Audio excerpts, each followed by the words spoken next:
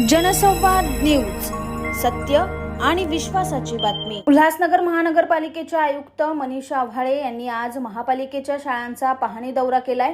यात तत्कालीन आयुक्त विकास ढाकणे यांनी सुरू केलेल्या आदर्श शाळा उपक्रमाला पुढे चालना देण्यासाठी त्यांनी निवडलेल्या शाळांना भेटी देऊन वस्तुस्थितीची माहिती घेतली। या दौऱ्यात शाळेच्या बांधकामातील विविध त्रुटींवर लक्ष केंद्रित करून बांधकाम आणि विद्युत अभियंत्यांना सुधारणा करण्याच्या सूचना देण्यात आल्या आहेत। यावेळी शाळा क्रमांक 8, 29 आणि 23 यांची सखोल पाहणी करण्यात आली। पाहणी दरम्यान आयुक्तांनी विद्यार्थ्यांशी संवाद साधून त्यांच्या शैक्षणिक गुणवत्तेची तपासणी केली। वाचन कौशल्य चाचणीत काही त्रुटी निदर्शनास आल्यामुळे शाळा क्रमांक 8 मधील एका शिक्षकेला कारणे दाखवा नोटीस देखील जारी केली।